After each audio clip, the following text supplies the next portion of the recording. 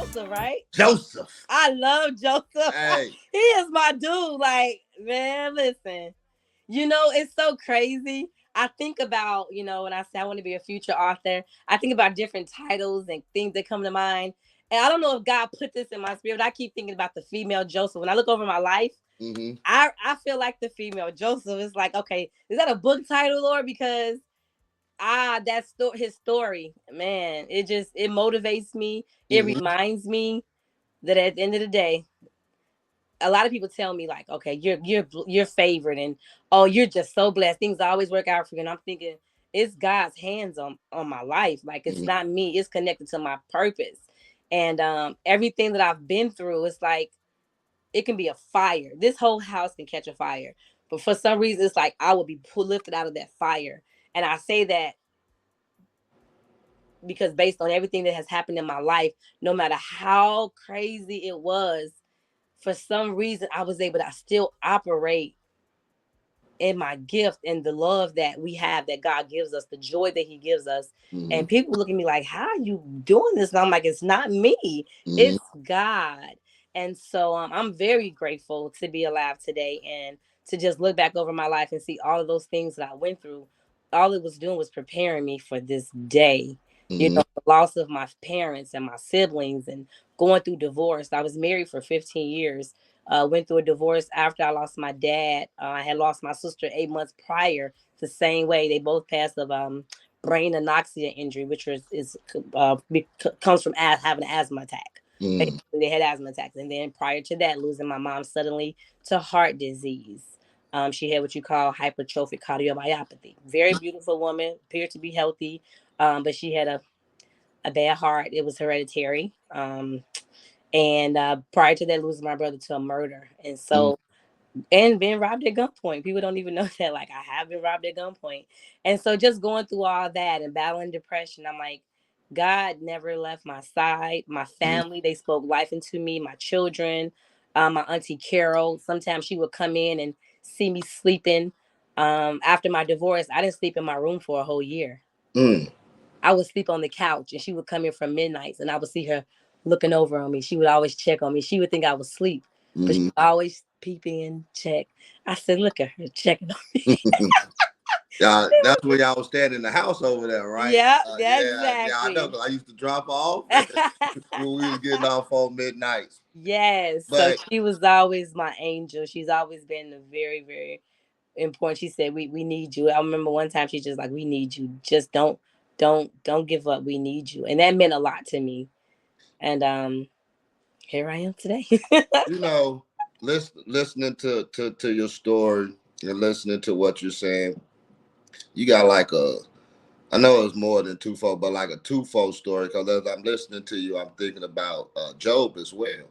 Oh, How, yes. he lost everything. You know what I'm saying? Like, Wow. and from my terminology, from things that I've heard from my past and everything, you would think that this happened over a long period of time, but they said it was like a year's time. So it was like boom, boom, boom, boom, boom, boom, boom, boom.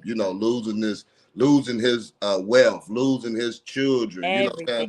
Just everything, but still had the fortitude, to Yes. not curse God. You know what I'm My saying? God. Yes. Because Yes. as you said earlier, like as a child, and I can relate to what you're saying too, to a certain extent. Like, back then I didn't know, you know what I'm saying, that God had a calling on my life and that I was going, what I'm saying, I chose to go through some of the things that I went through. Yeah. But as you said earlier, when we first started, you say that Carol, you used to go to church with Carol. You used to see her in her high heels and this and that. So, like, one thing that I would tell people is that it's the structure of coming up, because the Bible tells us, it say, train up a child Child in the way. Come and on way now. they should go. And when they Yes. get older, You won't they won't depart. depart from it. That is You, very, very true. and so it was the structure Yes. coming up that Yes. he say, as parents, as we are parents now, and our parents before us and their parents before them, it was the structure. Yes. If you raise them, not saying that they gonna go off and that they ain't gonna go off and do their own thing and get lost and you know what I'm saying, this and that. But because of what was put in them from the beginning, I would draw them unto me Me. when it's time, you Yes. know. And so, like with the story that you say with Joseph, I would ask because there's many variables to the Mm-hmm. story of Joseph. So I'm gonna ask you one. What part of the story of Joseph would you say relates to you more? Ooh, oh my goodness. Is it in the well? Is Oh, when he had the colorful coats and everybody and his brother was jealous of him? you know, He and was in all the of that, dungeon. all of, you know, listen, reading his story, all of that was intriguing to me. Like just listening to how they did him, even the people that was close to Mm-hmm. him being the jealous child, being jealous of because he was his dad's favorite, of course. Mm-hmm. And so, you know, a lot of it I could relate to. But I would say the most pivotal one that part for me was when he was accused of sleeping with the king's wife when she Mm-hmm. seduced him and he denied her and she lied and he Mm-hmm. got locked up and okay, well, that was my favorite part, but the other one was everywhere he went he was favored, he was always Favor. the leader Mm-hmm. no matter what Mm-hmm. situation he was in. Even when he was in prison, he was in charge. When he got into the Pharaoh's house, he was in charge. And Mm-hmm. so now he's locked up, and he tells the two guys down there, like, "Look, hey, look out for me. If y'all go tell the king about me, you know what I'm saying?" And he Mm-hmm. down there, and he like, "Dang, they ain't even tell the king about me. Like that's messed up." Hey, But then, what did the king need? An interpreter, an interpreter. man. And guess what he said? Oh, I know somebody. And that right there is the reason I'm a co-owner of a learning center right now. Because someone that had that kind of power would say, "Hey, I need her. I Mm-hmm. want her.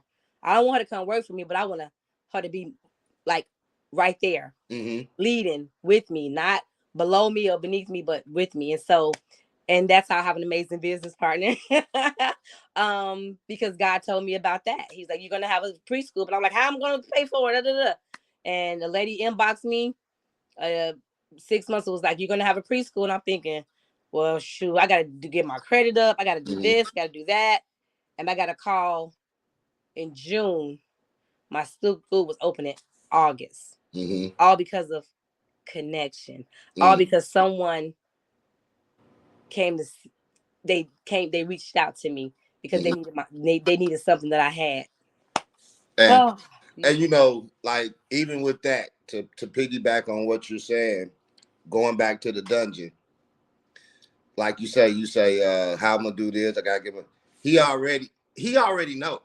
So woo, he already knows when this gonna happen, just like he knew 21 years prior before the phantom came, that he knew man, that it was gonna be a phantom in the land, and he knew that Joseph was gonna be that what he put in Joseph, he was gonna be the one to be second in command in my Egypt. But the God, Bible say really he was first in command. He was over yes, Pharaoh, but you gotta learn your position uh, yes, and be happy yes. with it. And he was But a very strategic man, very strategic man. everything because God is about order, right? He is, And yeah. so, you know, as I look at you on Facebook at times, and I see your both of your sons, they you know, every time you see them on Facebook, Oh, they're smiling, you know what I'm saying, just happy. And so, you know, like as you say, with all the things that you went through, divorce, losing your parents, you know, your brother, this and that. And so you touched up on Joseph going into the dungeon. And as you said, and as it was said, that even when he went to the dungeon, he found favor with the guy that was running, that was over the prison. yes. And so even then, this is the part that got me, Rosetta, is when they say, one day you was talking about the two men, and it say that he came to them and he saw that their countenance was down.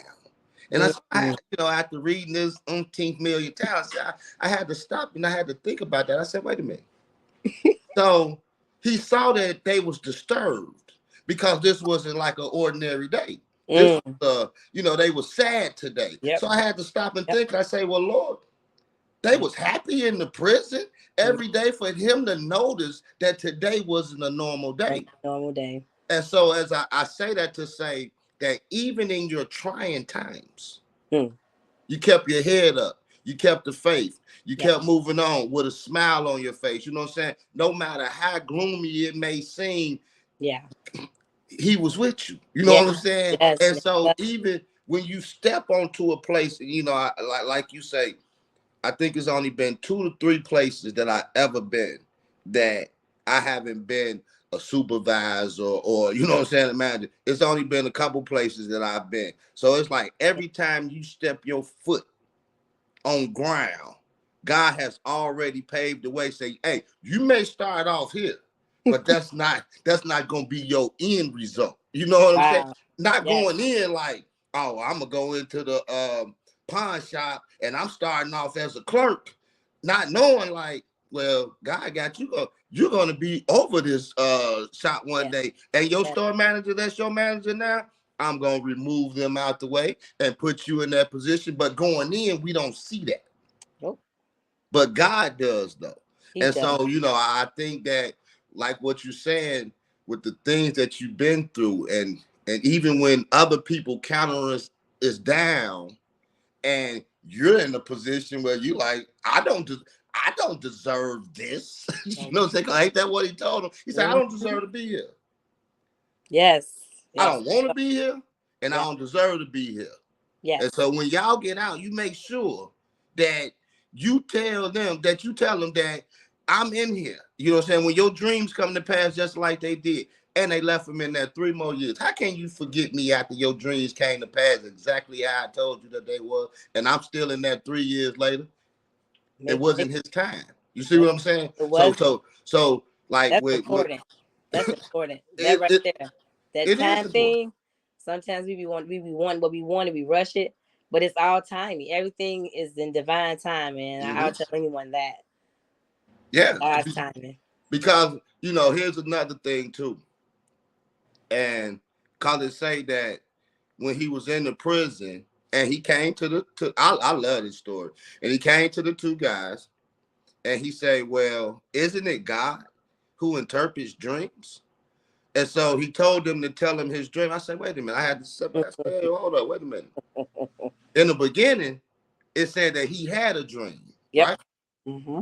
It never talked about up until this point that he can interpret dreams. Perfect dreams. Yep.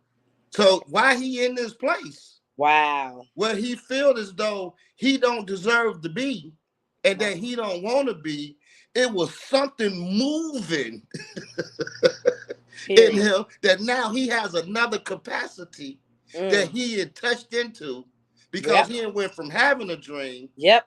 To to being able to interpret. interpret them. My God. Divine So purpose. a purpose. And so, like you say, there are certain things in our life where we may feel like we're ready for something. We may feel like we're ready for the Mm-hmm. next move, but we're not ready yet. Exactly. That is very true. I remember working in corporate America, and I'm thinking, like, I'm sitting here working and making all this money for this company, and it was just, although it was a good career and it was a good job and it was good paying money, it required a lot of my time. Missing, being home with my kids and, just wanting to, just have more time with them. And I just remember wishing like I was just home more and it just took a lot of my time up with family that passed. I thought I had more time. And I just remember saying one day, like, I just be glad when I can just one day work for myself. And Mm-hmm. at that time, I didn't know in what way. I was always trying something outside of my job, like another, whether it was network marketing or something, where one day I was able to walk away and, work for myself, And so, and now that time has come, and now I'm able to employ people, and now I'm able to hire people and give someone else hope, the same way people did to me. So it kind of really set the platform for me. Mm-hmm. Although it came with pros and cons, but the main thing was the foundation of learning how to be a business owner, because they would give you a store and say, "Hey, run it." So I Mm-hmm. was responsible for payroll. I was responsible for hidden budget. I was responsible for operating expenses and making sure we generated enough money to do that. And so now I get to take all of that lifelong lessons and apply it, um, to my learning center. So I'm very grateful for that. It was like a paid internship, but even in that teaching, I would find myself teaching classes. My manager would pick on me to go and teach a manager's class, and I never forget one day he got to see me in my element, and people would say, "Have you ever thought about being a teacher?" And I was so shy to tell them that, "Hey, I'm a college dropout. I was in school to be a teacher, but then life happened." So I Mm, didn't share that at that moment, but I had just put teaching on the back burner, thinking that I would never get back to it. And mm, but everyone around me noticed, like, you never thought about being a teacher. I'm training now. I'm training in the pawn shop. I'm training them how to do jewelry. I'm training them how to hook up sounds. You've never thought about being a motivational speaker or a mm, teacher? And I'm like, wow.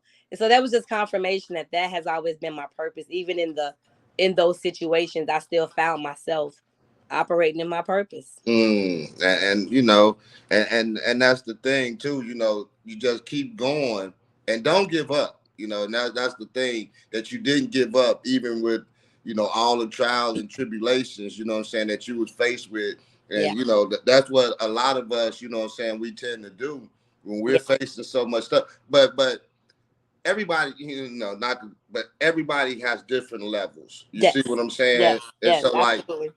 a lot of times you can go through stuff and don't have this word of God up in you, so you Yes. don't have anything to draw off of. You know what I'm saying? Yes. Because Yes. we know that the Bible said that I will never leave you nor forsake Thank you. you. And, Yes. and so if I go into life and I go through things, you know what I'm saying, without that in me, I tend to fall deeper and deeper. You know what I'm saying? Yes. Because That's facts, I'm not Corey. acknowledging certain Hmm. things. But then I Yes. can go through some things, but I got this word, you know what In I'm you. saying, to draw off of. He who is greater is in me is greater than he who is in the world. So no matter what I may be going through right now, I know, you see what I'm saying? That he can pick me up. You know, what may Yes. be impossible Come for on now. is not impossible for him. You see what I'm saying? See, it's a Yes. different type of draw.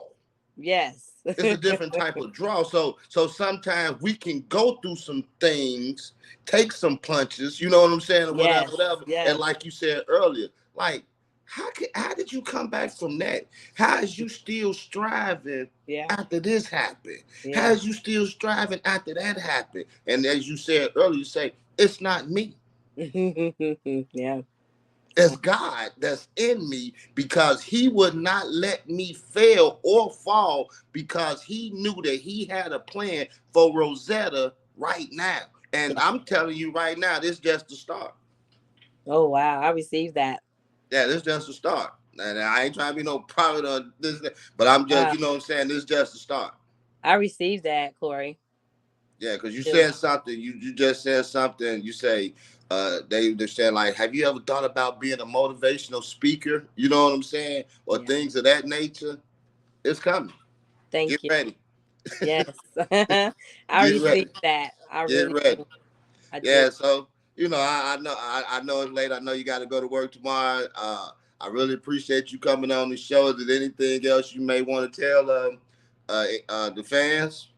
Wow. I just want to tell anyone. I want to speak to that woman that's going through a divorce. She feel like it's death. There's no happy end at the tunnel. Allow yourself to go through it, get through it, go through it, just to get to it. What's on the other side of that is God, and He's going to make sure that you're good. To that person that suffered a significant loss, you feel like you can't go through it. You're not motivated. You're depressed. Um, Seek help, get therapy, trust God. He has people in place to help us get through our trauma and things like that. And for anyone that had a dream and they just gave up, don't. It's never too late. I promise you. I'm 46 years old. It's Hmm. never too late. I'm an owner of two educational businesses, an online tutoring company and an early childhood learning center. And we do accept volunteers as long as you pass the background check and the drug screening. Um, uh, and you can find us on Facebook. But I think for the most part, I think that will pretty much be it. What's the name of it again? Mama's Bear Learning Center. Okay. Y'all hear that? Mama's Bear Learning Center. If you Yes. want to be a volunteer, You know, you got a woman of God up in the house that's raising the kids the right way, training them up. You know, and we need more people like yourself. You know what I'm saying? To start them off early. You know, Yes, as we were yes. saying, instilling. I know y'all can't preach that in things in the schools and Well, this and that, but hold on. Guess what? Now, because I don't work for anyone anymore, mm, and me and my business partner, we are faith people. mm, There's a little leniency there, so oh, that's another reason I always wanted to be my own boss, because I would see things that needed to be changed, or things that I wanted to change, or things I just knew God put on my heart to do. And so every parent that has signed up their kid knows that it's faith based, and I get that clear before they even come into mm, the center. And so a lot of our parents are faith people. And when I say we have some amazing parents, they love Miss Cox. They do whatever I ask them to do. So I do encourage that. What you're speaking of, mm, I do encourage that. And the good thing is, I can keep encouraging that as long as we have cash paying parents versus the government telling us what to do, if that makes sense.